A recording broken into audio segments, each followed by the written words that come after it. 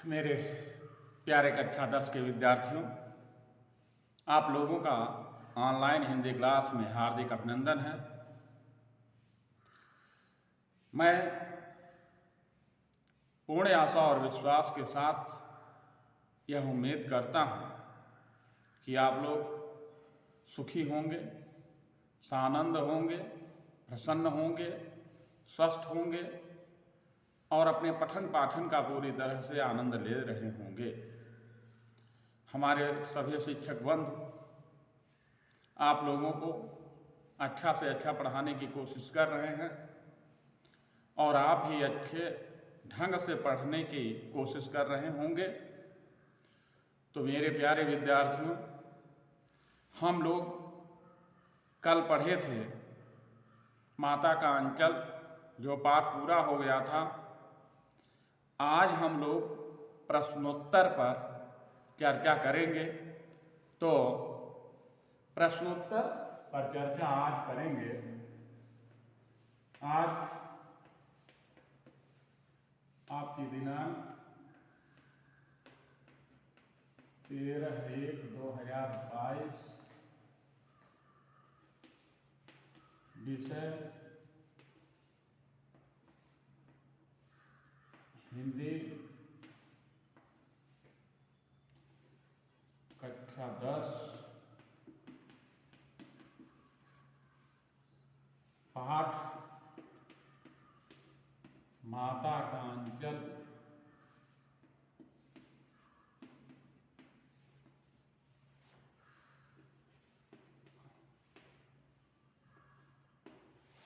और जो आज हम लोग टॉपिक शुरू करेंगे वह है प्रश्नोत्तर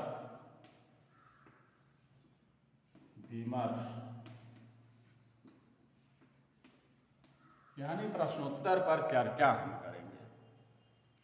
तो पहला प्रश्न हम देखते हैं कि प्रस्तुत पाठ के आधार पर यह कहा जा सकता है कि बच्चे का अपने पिता से अधिक जुड़ाव था, फिर भी विपदा के समय वह पिता के पास न जाकर माँ की शरण लेता है। आपकी समझ से इसकी क्या वजह हो सकती है? तो ये बहुत इस पर चर्चा हो चुकी है कि बच्चा दिन रात पिता के पास रहता था, खाने पीने, सोने, नहाने, पूजा करने, नदी पर जाने, बाग में खेलने, हर प्रकार की खेल खेलने।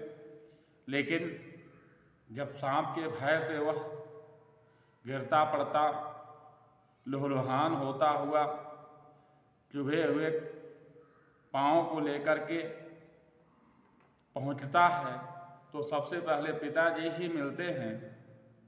लेकिन वह पिताजी के पास न रुक करके सीधे माताजी की गोद में जा करके समा जाता है।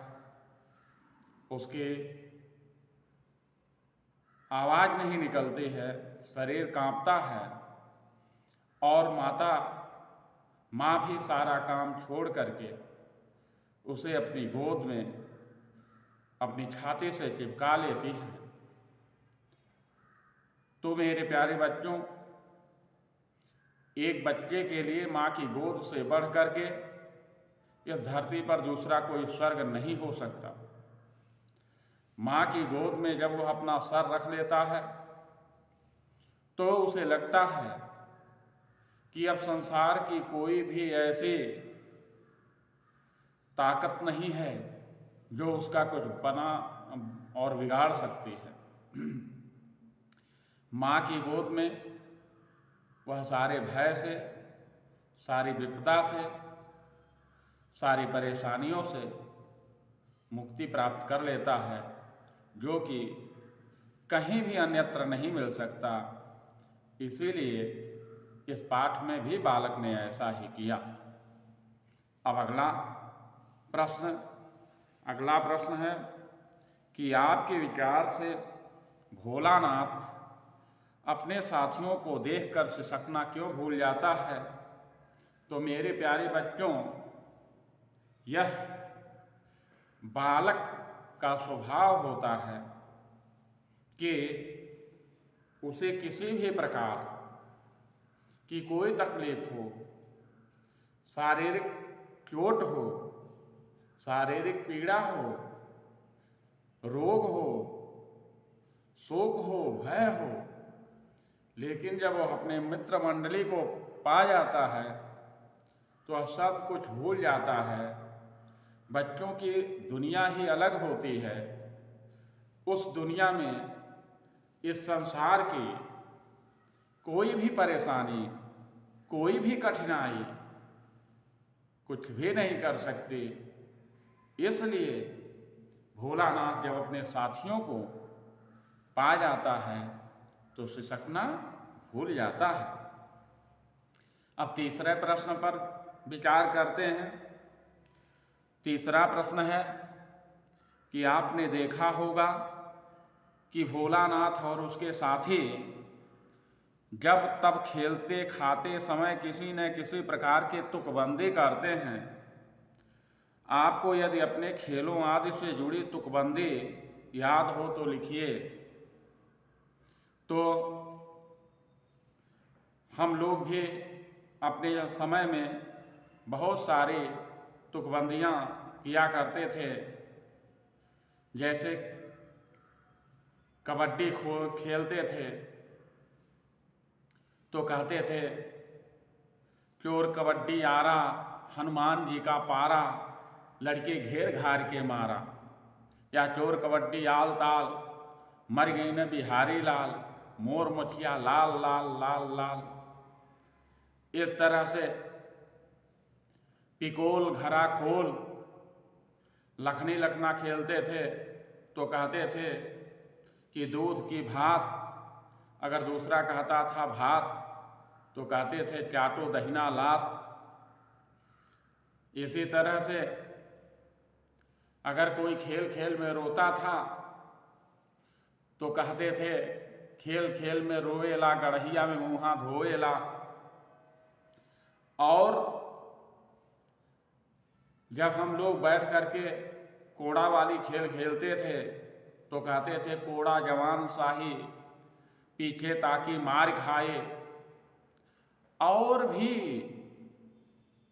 कितनी खेल होते थे और उसमें तुकबंदियाँ होती थी। जैसे अंताक्षरी ही खेलते थे तो क्या कहते थे शुरू शुरू में, बैठे बैठे क्या करेंगे, करना है कुछ काम, शुरू करो अंताक्षरी लेकर हरि का नाम। तो ये सारी तुकबंदियाँ हमेशा चलती थी। तो इसमें भी वही सारी तुकबंदी है। ऐसे ही जब इसमें लिखा है कि 2 पैसा की लाई, बाजार में छितराई, बरखा उतर बिलाई। ऐसे ही हम लोग जब बवंडर देखते थे जो गोल गोल घूमती है तो कहते थे थू थू थू थू बारी में, सुअरी खोभारी में। तो ये सबसे विश्वास होता था कि ऐसा करेंगे तो बवंडर समाप्त हो जाएगी। तो ऐसे तुकबंदी हम लोग बचपन में भी और आप लोग भी बहुत सारे एक खेल खेलते थे कि अक्कड़ बक्कड़ बम्बे बोल, 80 90 पूरे 100 100 में लागा धागा, चोर निकल कर भागा। और कितनी खेल बताया जा। माता के या पिताजी के पाँव पर घंत मंत खेलते थे तो ऐसे ही तुकबंदी करते थे कि घंत मंत 2 कौड़ी पौली, ऊ कौड़ी गंगा में बहोली, गंगा माता बालू दहलिन, ऊ बलुइया भुजैनिया दहली, भुजैनिया दहले भूजा, ऊ भुजवा घसकरवा दहली, घसकरवा दहले घास, वो घसिया हम गैया के दहली, गैया दहले दूध, ऊ दूधवा हम राजा के दहली, राजा दहले घोड़, वही घोड़े आईला वही घोड़े जाईला, बुढ़िया अपन हाड़ी कूड़ी संभरले रहे। पुरान भीत गिरत बा, नई भीत उठत बा। कितनी खेल बताएं, बहुत सारी खेल बचपन में हम लोग खेलते थे और तुकबंदी करते थे। अगला देखें भोलानाथ और उसके साथियों के खेल और खेलने की सामग्री आपके खेल और खेलने की सामग्री से किस प्रकार है। तो हम लोगों के जीवन में तो प्रायः बहुत अंतर नहीं था, लेकिन अब आप लोगों के जीवन में अंतर हो गया होगा, क्योंकि अब खेल पहले जैसी नहीं होती है। अब खेल क्रिकेट की होती है, अब खेल वीडियो गेम की होती है, अब खेल बहुत सारी पैसे वाली होती है। बैडमिंटन खेलते हैं, वॉलीबॉल खेलते हैं, फुटबॉल खेलते हैं। तो ये सारी खेल, इसमें पैसा लगता है। तो पहले के खेल और अब के खेल में बहुत अंतर है। पहले खेल में कोई पैसा नहीं लगता था, अब पैसे वाले खेल होती है। अगला प्रश्न, पाठ में आए ऐसे प्रसंगों का वर्णन कीजिए जो आपके दिल को छू गए हों। तो मेरे प्यारे बच्चों, ऐसे बहुत सारे प्रसंग हैं। जैसे वह चिड़िया के खेत में जाता है और चिड़िया मक्के के खेत में खाते हैं तो कहता है, राम दी चिड़ई राम दा खेत, छक्को चिड़िया भर भर पेट। तो एक अच्छी भावना है, जीवों के प्रति दया है। एक छोटे से बच्चे में ऐसी दया होती है। इसी तरह से अपने पिता के साथ जाकर के मछलियों को दाना खिलाना, फिर पिता से कुश्ती लड़ना, मुँह उखाड़ना, और फिर लास्ट वाला प्रसंग जब वो भयभीत होकर के सांप के डर से माँ की गोद में समा जाता है, तो वह भी दृश्य हृदय को छूने वाला है। तो ऐसे बहुत सारे दृश्य हैं इसमें। आप लोग भी अपने अपने हिसाब से, हो सकता है आपकी फीलिंग उससे अलग हो, तो आप लिख सकते हैं। अगला कहते हैं कि इस उपन्यास अंश में 30 के दशक की ग्राम्य संस्कृति का चित्रण है। आज की ग्रामीण संस्कृति में आपको किस तरह के परिवर्तन दिखाई देते हैं। तो 30 के दशक में माने 1930, और आज चल रहा है 2022, यानी आज से 92 साल पहले, कम से कम 4-5 पीढ़ियों के अंतराल की बात है। तो आप लोग जानते हैं कि पहले लोगों के पास समय होता था, माता पिता नौकरी चाकरी इतना नहीं करते थे, लोगों की आवश्यकताएं इतनी बढ़ करके नहीं थी कि दिन रात वह तेली के बैल की तरह जुटे रहे। लोगों को अपने बच्चों को देने के लिए समय होता था और खुशहाली थी। अभाव रहा होगा, लेकिन खुशियों का अभाव नहीं था। ऐसा जीवन जीने की कल्पना आज के युग में आप कर ही नहीं सकते। आज तो बचपना ही नहीं रह गया है। आज तो होश संभालने से पहले ही बच्चे को किसी मांटेसरी में, किसी स्कूल में ले जा करके दाखिला दिला दिया जाता है, और वह अपने माँ बाप से कट जाता है। और अगर न भी दाखिला दिलाया जाए तो भी माँ बाप के पास इतना समय नहीं है कि उसके साथ खेल सके, उसको इतना समय दे सके। तो काफ़ी बदलाव आया है। आप लोग भी अपने हिसाब से इसको लिख सकते हैं। अगला देखते हैं कि पाठ पढ़ते पढ़ते आपको भी अपने माता पिता का लाड़ प्यार याद आ रहा होगा। अपनी इन भावनाओं को डायरी में अंकित करिए। तो बेटा, ये तो बहुत ही स्वाभाविक है। भले ही आज के ये समय में, आपाधापी के युग में, माता पिता के पास वह समय नहीं है, लेकिन फिर भी हर माता पिता का दिल तो माता पिता का होता है, इसलिए अपने बच्चों को बहुत प्यार करते हैं। आज वो कंधे पर बैठा कर न घुमाते हों अलग बात है, लेकिन आज भी toffee, chocolate, biscuit, birthday cake और न जाने कैसे कैसे किस रूप में आपको लाड़ प्यार करते हैं।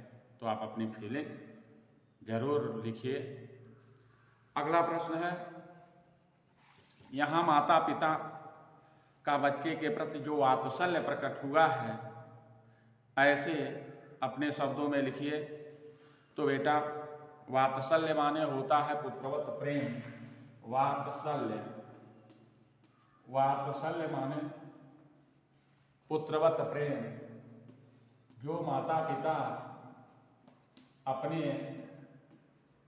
पुत्र या पुत्री को प्रेम करते हैं उसे वात्सल्य कहा जाता है। आप लोगों को मैं रस पढ़ा रहा था तो उसमें एक रस का नाम ही है वात्सल्य रस। तो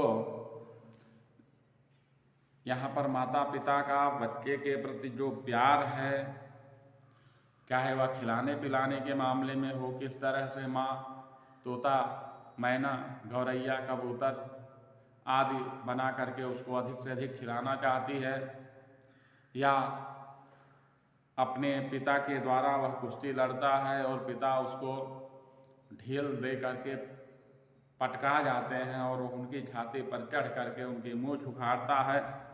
तो ये सब वात्सल्य के तमाम सारे ऐसे प्रसंग हैं, तो बहुत अच्छे ढंग से आप इसको लिख सकते हैं। माता का अंचल शीर्षक की उपयुक्तता बताते हुए कोई अन्य शीर्षक सुझाइए। तो माता का अंचल, ये बेटा ये जो चैप्टर है इसका नाम है अंचल। वैसे आंचल नहीं दिया गया है, अंचल ही दिया गया है। तो माता का आंचल, आंचल जानते हैं कि साड़ी का वह कोना जिसमें बच्चा हमेशा अपने आप को सुरक्षित महसूस करता है। तो माता का अंचल की जगह पर इसका शीर्षक हो सकता था माँ की गोद। दूसरा शीर्षक हो सकता था माँ की गोद स्वर्ग से प्यारी, या तीनों लोक से न्यारी, माँ की गोद स्वर्ग से प्यारे, या माँ की ममता। ऐसे बहुत सारे शीर्षक दिए जा सकते हैं। केवल माँ ही शीर्षक दिया जा सकता है। अगला प्रश्न है 10वां प्रश्न है कि बच्चे माता पिता के प्रति अपने प्रेम को कैसे अभिव्यक्त करते हैं। तो बच्चे अपने माता पिता के प्रति रूठ करके, नाराज हो करके, जिद करके, उनको लत्ती मुक्की, छोटे बच्चे मार करके, उनकी दाढ़ी मोछ उखाड़ करके, माँ के बालों को खींच करके, कर गह केस करे जो घाता, तौन चित्त उतारे माता, और जिद करके किसी बात के लिए रूठ करके और माता पिता के रूठ जाने पर मना करके, न जाने कितने रूपों में वह अपने माता पिता के प्रति प्रेम को व्यक्त करते हैं। और आप खुद बच्चे रहे हैं तो आप भी समझ सकते हैं।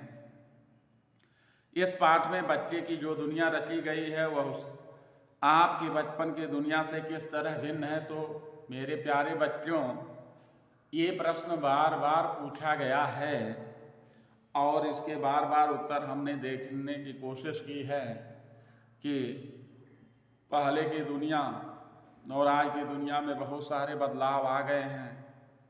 आज बहुत विकसित समय है। आज बच्चे मोबाइल और कंप्यूटर, लैपटॉप बचपन से ही उठा लिए हैं।